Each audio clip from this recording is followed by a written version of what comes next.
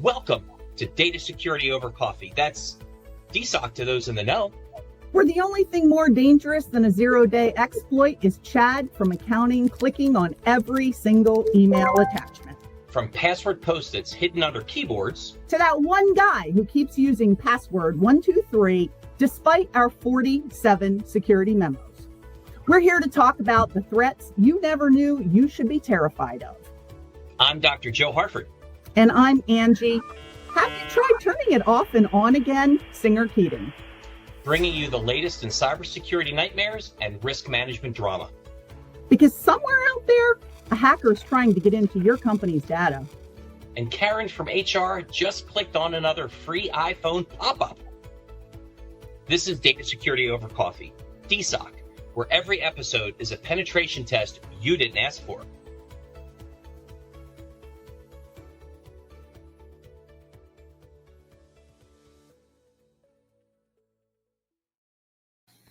Whoa, it worked again. I can't believe it.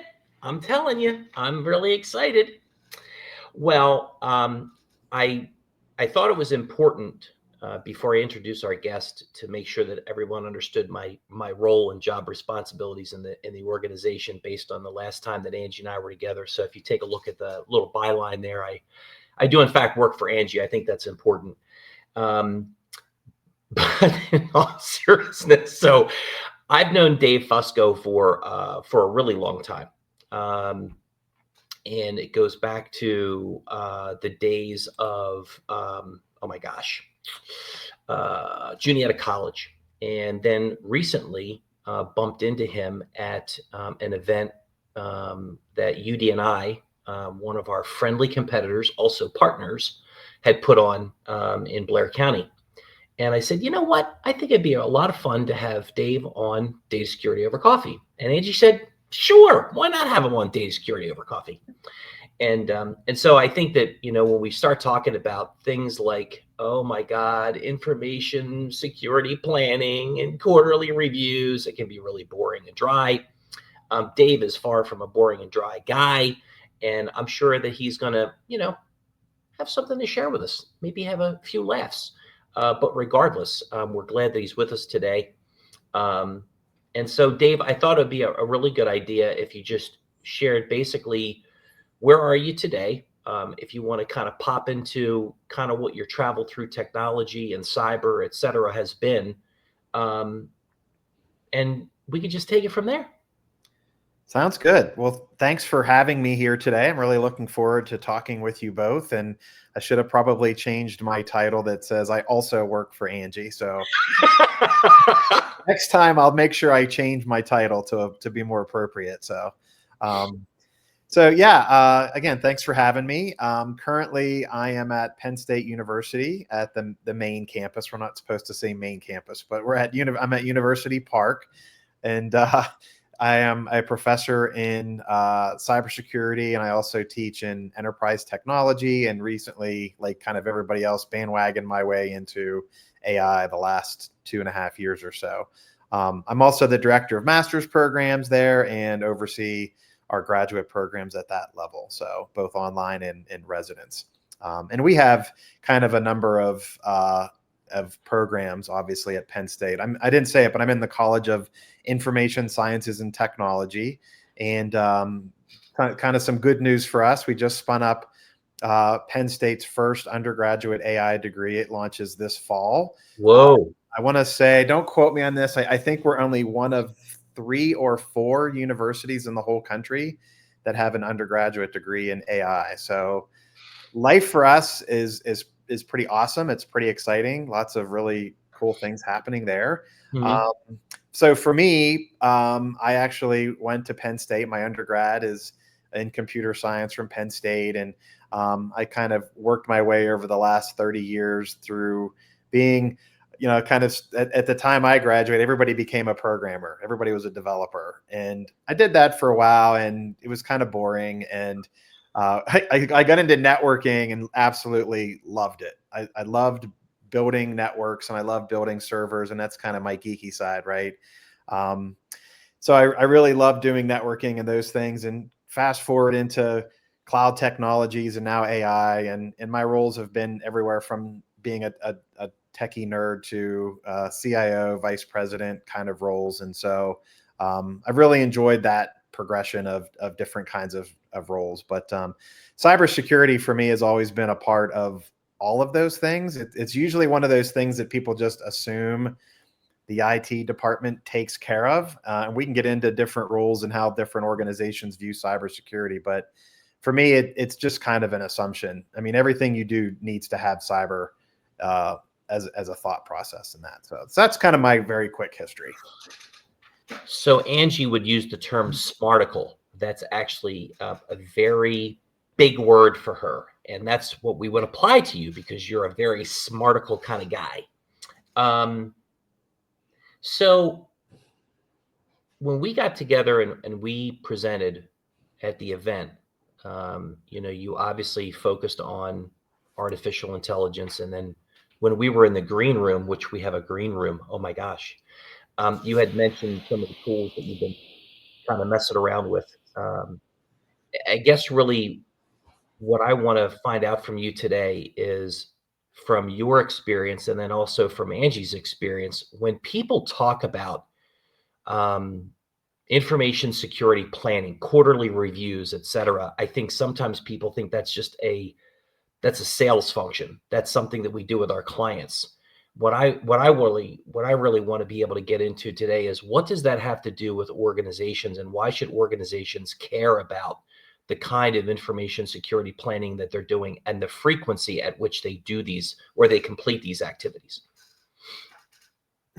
Yeah. So from a quarterly or ongoing perspective, I think if we can kind of take this a couple of different ways, but if you go back 10 years, let's just say, you might develop a security strategy and it might last you a while. It might last you a couple of years. And you might say, okay, we've identified the critical services. We know if something bad happens, these are the steps that we're going to need to take. And your attack vectors were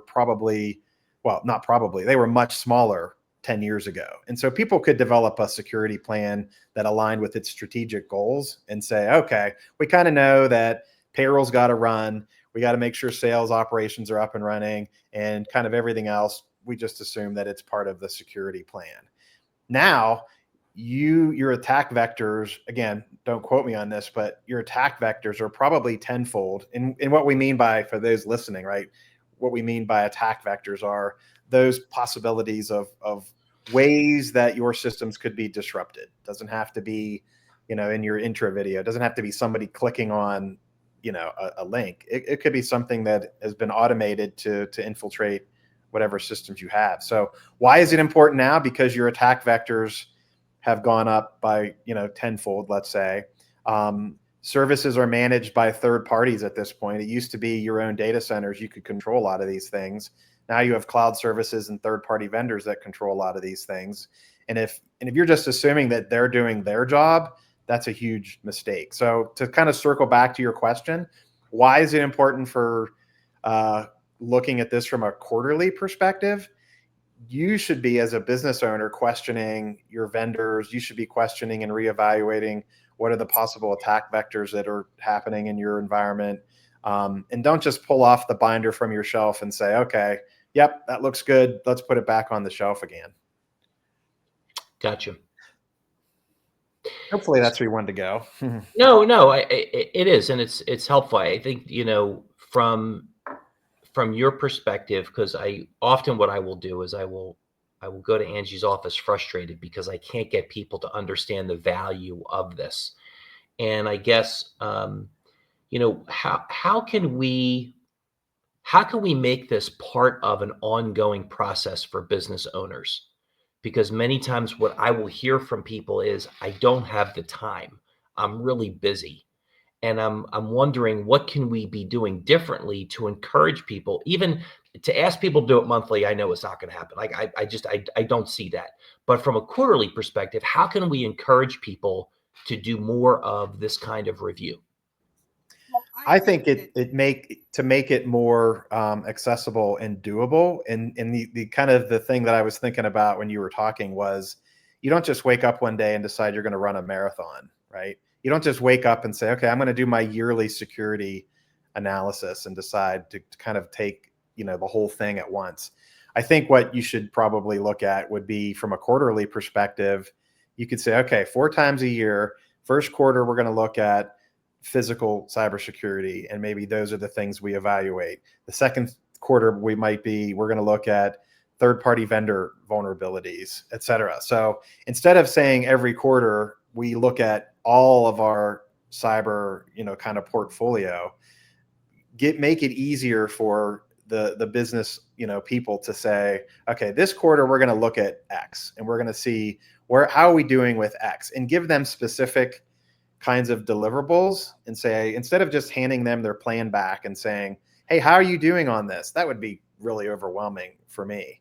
You might say, here's your plan. Here's what we talked about the last time. This quarter, you're going to look at third-party vulnerabilities, right?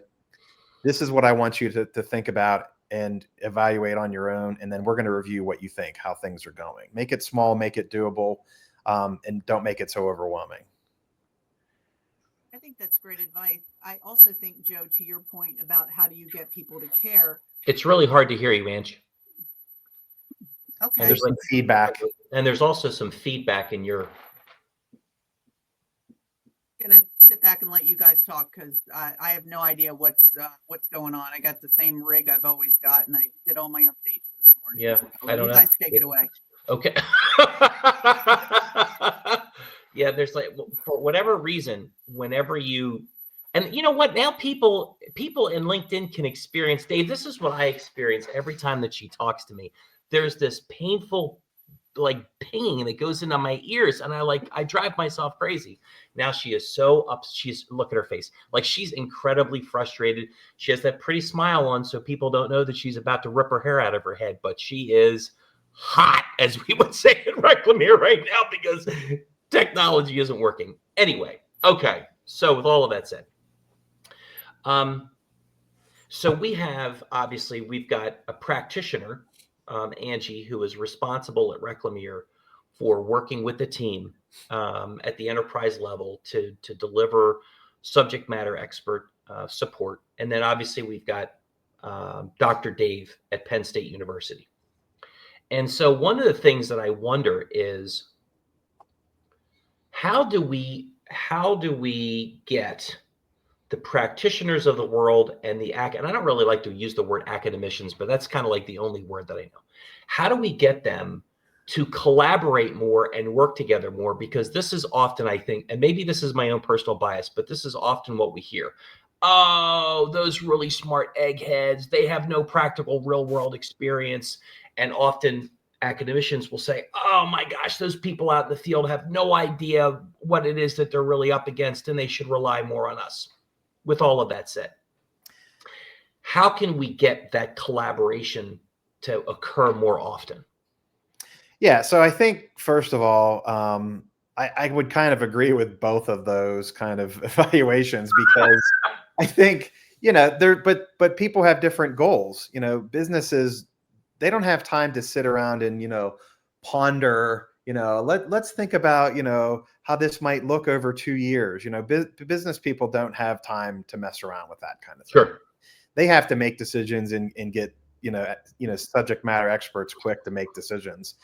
And the opposite is kind of true for academia, which is, if we chased every single kind of hot new topic, we would never make progress in research, or our academic programs would just change every year. And that's not the goal of higher education either. So to answer your question, how do we kind of make these kinds of worlds, kind of work better together? I think the answer is students. It's really about finding ways to take students that are in our programs and put them in the field with you all and work. And that way, I learn a ton from my students, honestly. They'll go off on an internship and come back and they'll say, oh, Dr. Fusco, I learned this, such and such tool. It's really cool. And I'm like, oh, what's that? And they teach me things. Mm-hmm. So I think it's, but you have to have a mindset in a business. If you're just going to sit and think that I'm never going to listen to the eggheads, as you say, right? And I'm never going to listen to students because they don't know anything. I don't know what you're going to do when this kind of this AI revolution comes. I don't, as a business owner, I don't know what you're going to do, because you're never going to be able to keep up. You're going to have to talk to people that research and do new things every day. And so that the answer is to get people to work together. And I think students, that's the way to do it. Angie, you want to give it a shot again? Testing 1, 2, 3. Whoa! Shoots and scores. I feel like I'm at a hockey game. Wow! There you go. Do you know how hard it was for me to sit there and not participate in this conversation? Because I'm so excited to talk to Dave about this. So Dave, I've actually known Angie for, we're going to argue this, but I've known her for 28 years. We've been in business together for almost 25. And I can tell you that was literally the most painful experience that she had, not being able to talk. Doesn't matter what she talks about, just not being able to talk. So take it away, Angie.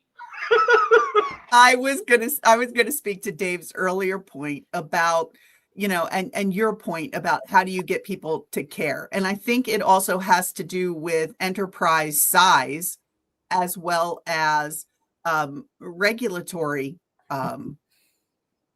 considerations. So for instance, if we were a typical MSP, managed service provider that, designed networks, set up systems, basically worked in that kind of small business arena, then quarterly probably would be a little too often. However, we work often in the mid-market. And I think that quarterly is fine. The challenge is that they are so resource constrained with their teams keeping up with operational IT on top of their security duties that I think sometimes quarterly feels maybe a little too frequent for them.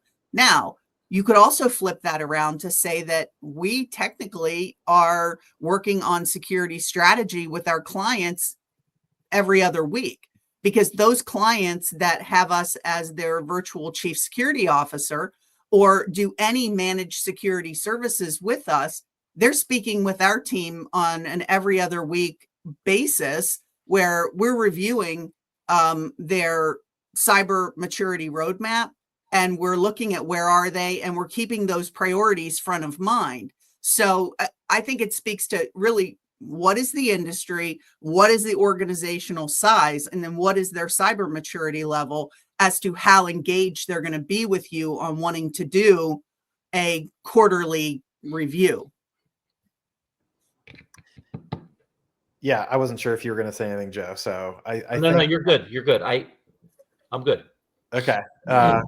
Yeah, I think again, coming back, I think a lot of businesses think that, well, I hired Reclamere to do this. I send them a check every month and they're taking care of us. I don't have to worry about security. They're, whatever they told us to do, it's in that book that's back in the room, and we'll just know that it's there if something bad ever happens. And then something bad happens, and then you go in and you're kind of like, okay, were you doing X, Y, and Z like we've advised you to do? And they say, well, no, we just thought you would do that for us.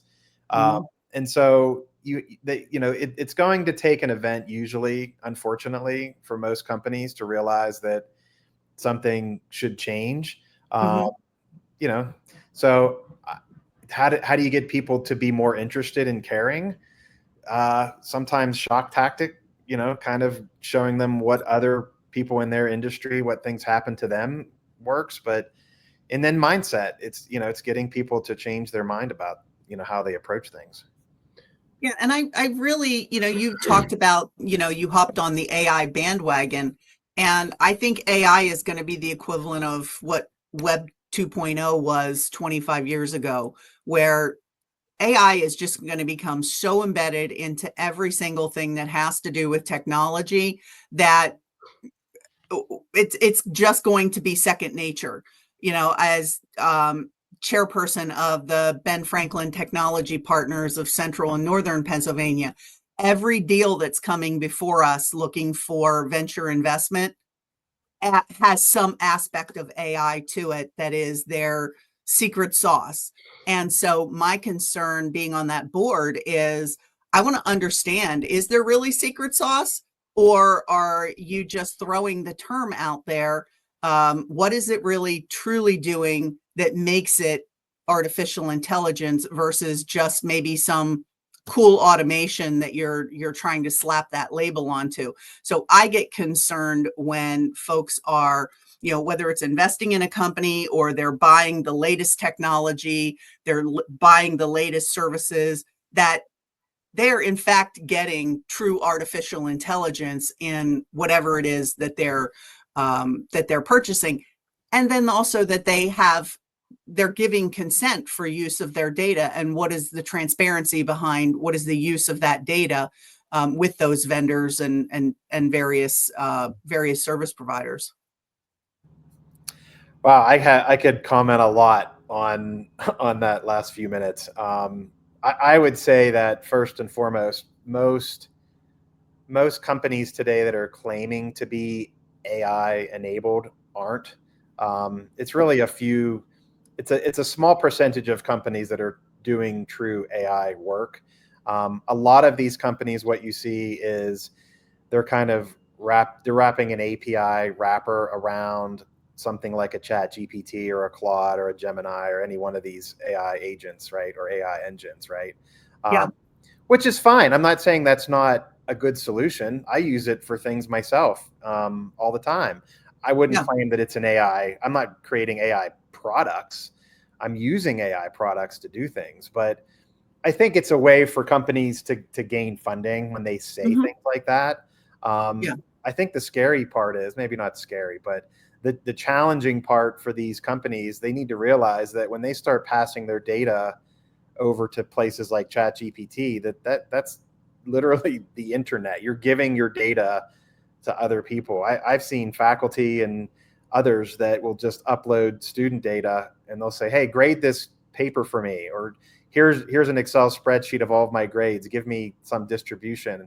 And I'm like, you can't do that. You can't give the internet, you can't give ChatGPT this raw data. That's a huge cyber concern. So yeah, absolutely. The transparency and consent issues are just the tip of an iceberg, I think, that goes very, very, very deep. And I think the courts for the foreseeable future are going to be sorting out all kinds of litigation that's going to come as a result of those two things not being properly addressed or respected in any use of artificial intelligence. So there's, go ahead, Joe. There are just two things I wanted to add. One of which is we talked about how do you get the academia and practitioner world to collaborate more. And I think your idea of, obviously taking students and placing them in organizations like Reclamere for internships is one. I think the complement to that is, and she's going to hate when I say this, but I'm going to say it because I'm not in the office down from her and she can't stop me, is being able to have somebody like Angie come into the classroom and talk with students about the real world profession. And I'm going to go on my soapbox because I have the control panel and I could do that. And here's my soapbox. Very often when she and I will travel together, she is one of only one or very few women in technology. Okay. And why do I bring that up? I bring it up because we have to change that. We have to change that. We have to be able to have more women, qualified women, welcomed into technology and to leverage their ability, because there's a lot out there, right? I think being able to have someone like Angie coming into the classroom and having a conversation of a startup company in technology, a startup company in technology in central Pennsylvania. And by the way, I happen to be a woman. I think that matters. So that collaboration between the practical world and academia, I think bringing people into the classroom is really important. I think the other thing that you've got to pay attention to is when you start talking about these quarterly reviews or information security reviews, what both of you are talking about in regard to artificial intelligence becomes one of those topical areas. And it needs to be a topical area that happens right now today, because, and we know this. In fact, you and I talked about this when we did presentations together. We know that if we go to employers and we ask them to say, how many of your employees are already using AI? They don't even know, but we know it's a handful of people.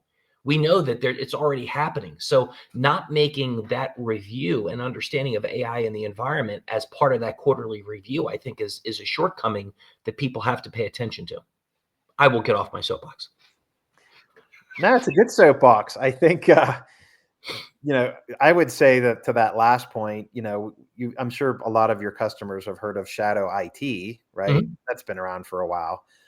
Shadow AI is kind of the new buzzword, so to speak, which is, to your point, you really need to know what your people are doing with the data in your organization. And if they're, handing it off to third parties for automation. So right now, the big buzzword for 2025 in AI is what's called agentic AI, which is the creation of AI agents to basically do work on your behalf. And we talked about this up at our talk here a few weeks ago. And it's kind of, you go into these, different platforms that you hand off, your automation to, and there's a box that pops up and it says, do you give access to your Gmail? And people are so quick to click yes. And they don't realize that they've just handed off access to a large portion of their operation. So they just have to be aware. I'm fine with people doing that. They just have to know, pay attention. And they thought their SLAs were boring before. Wait until there's a section in the SLA that describes agentic AI agents that have control and are not responsible for things that happen on behalf of an AI intelligent agent. So, yeah. Well, a couple years ago, Joe was at a conference and it was a person talking about the use of AI in sales, and he was all gung-ho to use it. And I was pulling back the reins saying, look, I'm not saying we're not going to use it in our business. I'm just saying that we need more information and we need to vet the vendors that we're going to allow use of our data for these purposes. And it has to be a thoughtful discussion and there has to be due diligence. And so we did that. And we now use a note-taking app within our client calls, review calls, but we're using a vendor where we have a HIPAA business associate agreement in place because we do work with healthcare clients. We are a business associate, and we are using enterprise versions with contractual obligations that we've reviewed and that we're comfortable with. Now, we always allow clients to opt out if they want to opt out of us using this tool. But I can tell you it is an absolute force multiplier across our organization, the level of efficiency that it has driven and the way that it helps us help our clients more. So if you're an organization that has across the board said, no, you may not use artificial intelligence, I promise you there's shadow IT going on in your organization where people are using it, whether they're using it on a personal device and then copying data from that some other way. But there's shadow IT going on because people understand and they're hearing that competitors or other people doing their same profession are using it and how much more efficient and effective they can be when it is properly used. And so I'm glad that we took the time to do that. I'm glad that we walked into how we were going to use it and not ran head first. And no, we're not turning on Gemini and allowing it to rifle through our inboxes or our Google Drives or any of that stuff, but we're using it in thoughtful ways with vetted vendors, with good contracts in place to protect both us from that vendor and that vendor from us. The other vendor that I like, and I'm no Microsoft fangirl, but I have to tell you the wording that they put in their enterprise class contracts around use of Microsoft's Office 365 artificial intelligence tools is some of the best language that is out there. And from what I have read of Google's agreements, it is basically you're on your own and we're not responsible for anything. And Microsoft actually does have some hold harmless language that inures to the benefit of their clients in their agreements. So I think there's going to be more of a demand for seeing more balanced and equal contract language around protection of both clients and vendors as we continue down this road and clients demand more. Dave, let me ask you this. What do you, it came up earlier in the conversation about how do we get people to do more information security planning? How do we get people to really engage in the process? And I'm wondering how you feel about something historically done in the manufacturing world and really any industry where there can be serious health issues or accidents or those kind of situations that would occur that would actually harm human life. And I think of the experiences in manufacturing that I had back in the day around safety incidents. And in those environments, those plant managers and those plant employees were incentivized not to have accidents, obviously for good reason. And I'm wondering, from your experience in technology and in the space and what you see, what do you think about using incentives in organizations today to get people to really engage in and really more fully participate in being cyber secure? I think part of the challenge with this is people from a cyber perspective, they don't know what it means to have a cyber incident. So what the reason I'm saying that is if you say to somebody, like if you put me on a shop floor and you're like, okay, we want you to be safe because something bad could happen. I probably could guess that, I could have like really serious injury to my arm or something bad could happen. I could breathe chemicals. Like I'm aware that I know that that's going to happen. I think from a cyber perspective, people don't know what could happen. Like you say to somebody, your information could be out on the dark web.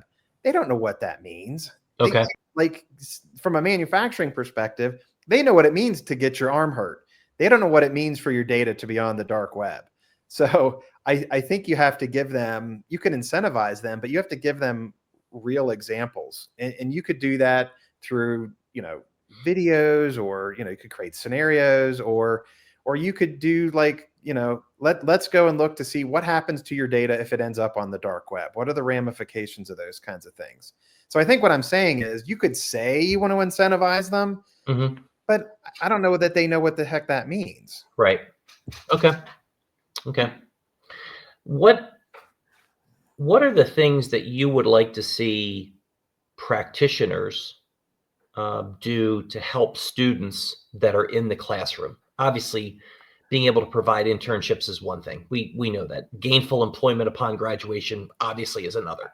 But are there other things that you would want to see practitioners being able to collaborate in academia that would be helpful to that freshman, sophomore, junior, what have you, in the classroom, or even for someone who's in a master's degree program that would be a benefit to them and really help them as they grow professionally, both in their business knowledge as well as in their technology knowledge?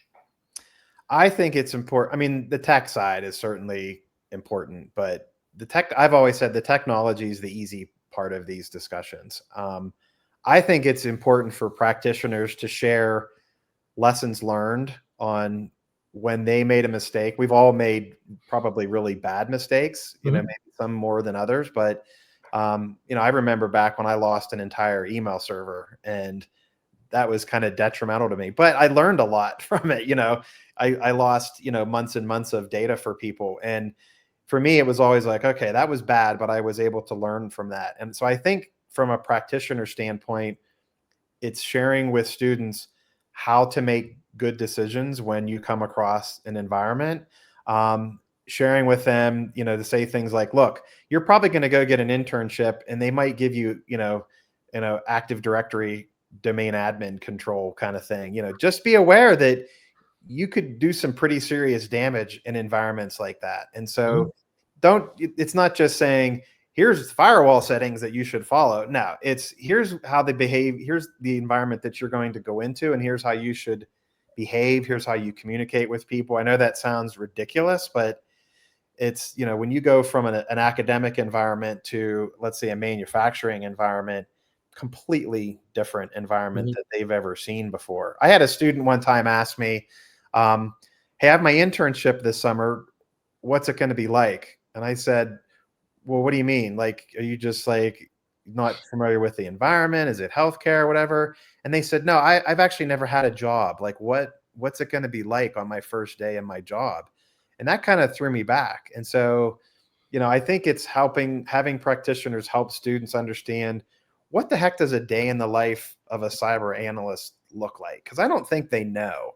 And we don't always know what certain kinds of fields look like for cyber analysts. So I don't know if that helps. No, it does. It does. And again, I think it goes back to the earlier part of the conversation around collaboration. We have to figure out a way, because here's the reality.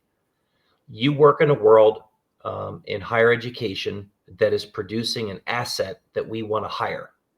And that asset is going to come out, and they're going to have a lot of technology knowledge, not necessarily experience.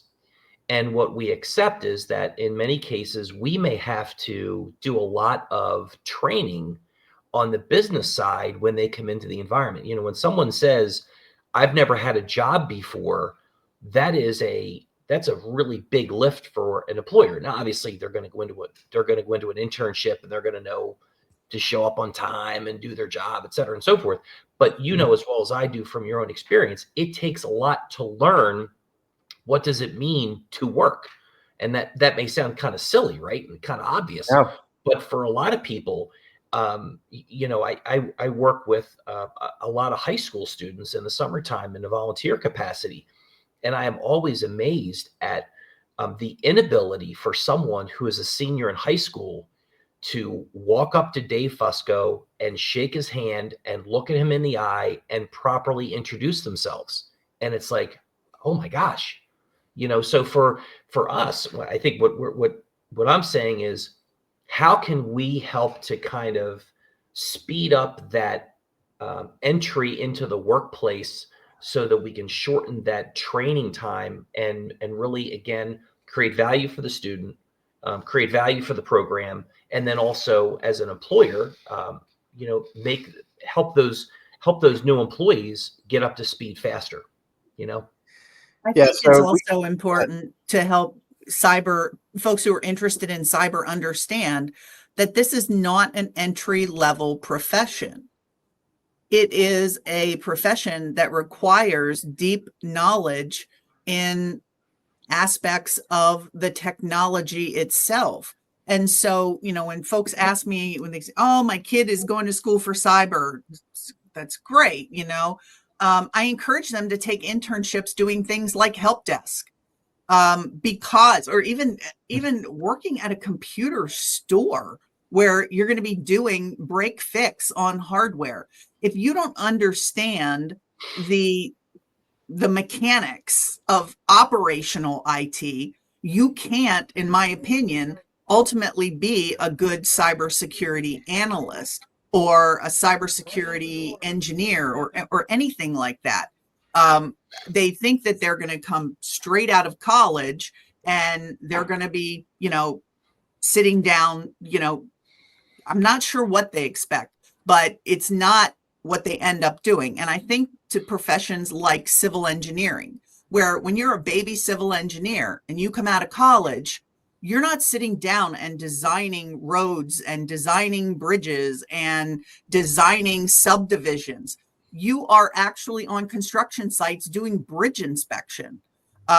You're doing some stuff that's pretty close to manual labor, so that you can understand what it looks like when bridges are not healthy. And you understand then when you were designing bridges, why certain aspects of that design are so important. And so I think there needs to be kind of maybe a better pipeline out of cybersecurity degree programs that has more hands-on technology experience, so that they are then a really great asset because they have the experience. All of the guys at Reclamere in our data security consulting practice have all come from network engineering, hardware technician, or systems engineer type of roles, and then made a pivot into cybersecurity. And that deep knowledge that they have of networking, of operating systems, how servers and endpoints communicate.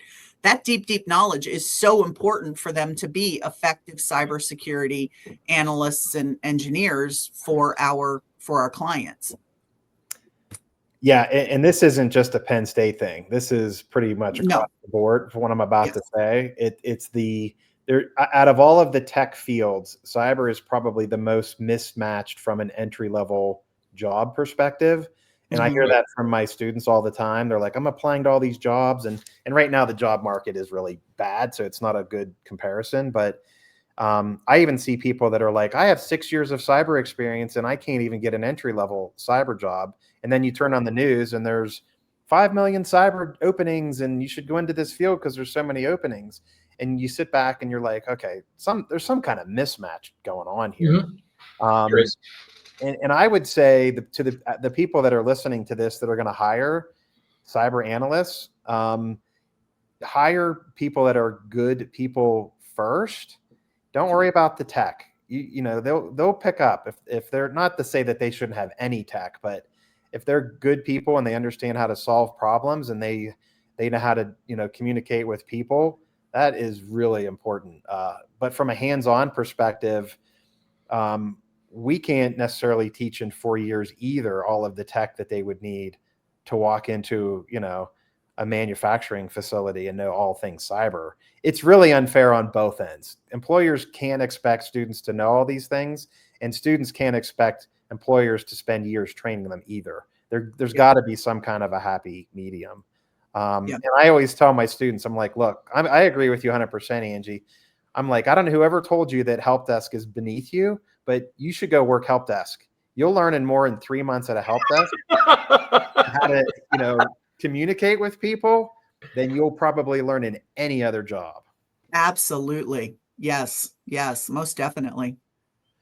You know, when you have the ability to get on the phone with somebody like me and walk me through, stop clicking your mouse, don't turn things on and off anymore, and deal with that says something about the person on the other end of that headset, right? That has the ability.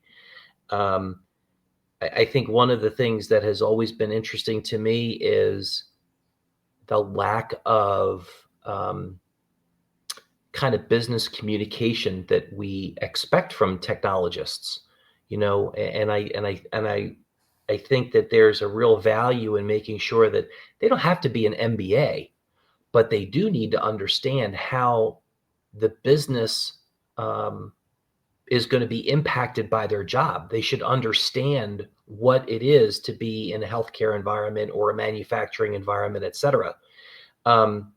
I think just by the nature of your career, you've been exposed to a lot of those things, Dave, but not everybody that's coming out of programs necessarily has that.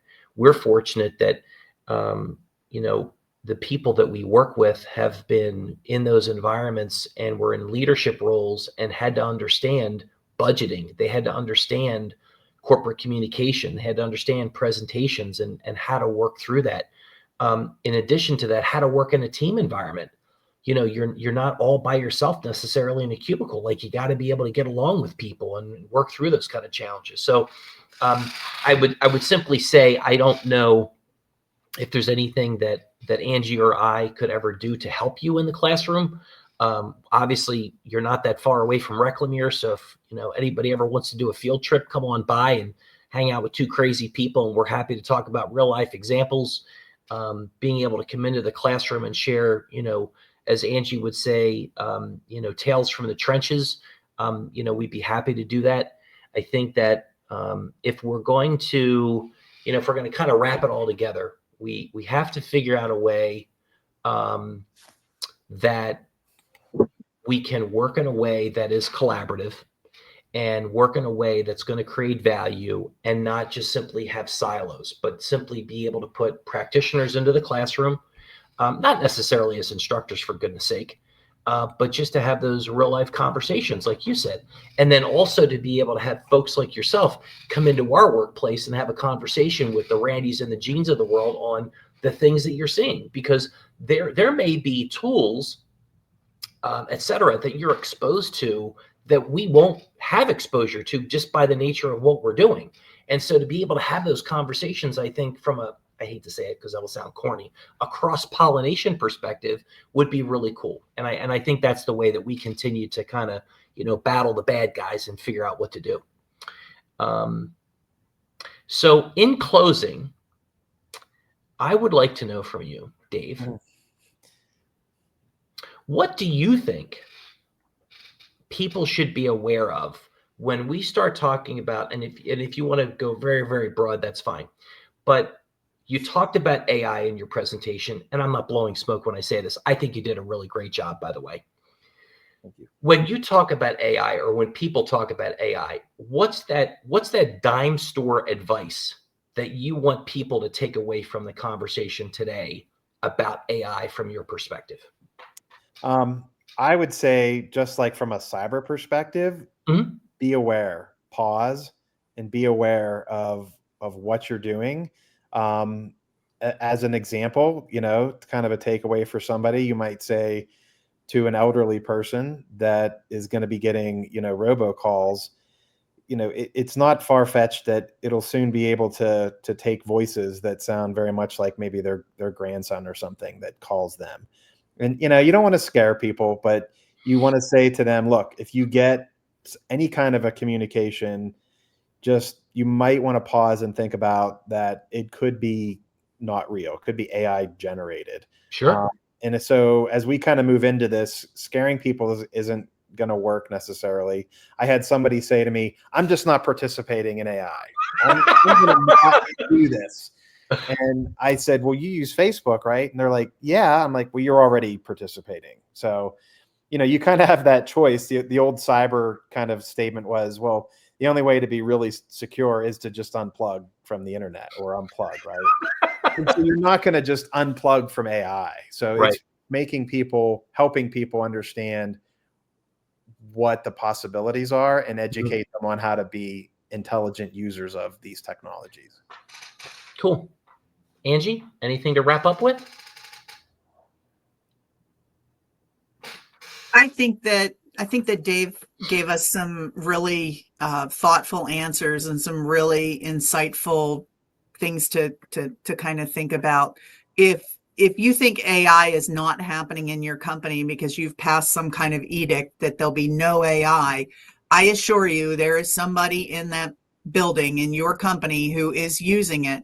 And when it is not a tool that is allowed, folks will use it in a way that's probably putting your business, your organization in great harm's way.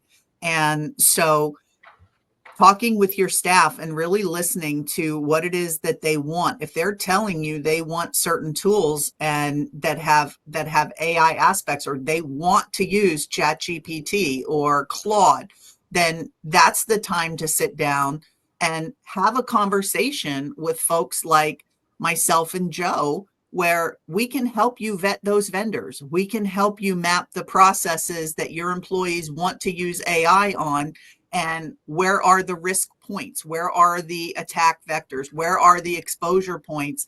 And help you make an informed decision of what you are going to allow and what you're not going to allow. And then be able to take advantage of the really great aspects of AI while mitigating the risk of some of the really, really, really scary stuff out there. Agreed. Dave, number one, thank you very much. Not only for coming on our crazy show that has 272 people. Angie always gets bent out of shape because she can't see the dashboard and I can. But number two, also for being, I think, a very practical person in an academic environment that makes things easy to listen to. And I say that because I enjoyed our conversation when we presented together. I think you have a really great real world perspective when you start talking about AI and all things technology. And I've enjoyed our time. And if, like I said earlier, if Angie and I can ever help you in any way, all you have to do is just reach out and ask, and we'll do whatever we can to help you or the students out. Well, thank you for that offer. I will certainly take you up on that. And I thank you for having me here today. It was a great discussion. And congratulations on 277 listeners here today. That's awesome. Hey, it's I love it. You're a big draw. You're a big draw. Normally, Dave, I think he just makes a number up. He just one day he just pulls a number out of his hat. You know, I think there are 5 people. You'll never know, will you? Well, I know one of them is my mom. She doesn't want to. Who does anyone know a Derek? I'm going to butcher your last name, Derek, so don't be mad at me and post something horrible on Reddit or whatever. Derek Bukalski? I think it might be Puchalski. Puchalski. Do you know Derek Puchalski? I do not. If I do, I apologize if I don't remember you. He said, thanks for all the information. So you definitely made an impact, and that is spectacular. Awesome. So I'm going to try to do something that normally gets screwed up every time I do. I'm going to try to end this thing. It's going to go into a cool video, and then we're actually going to be able to talk to each other. So I'm going to give it a shot. Cool.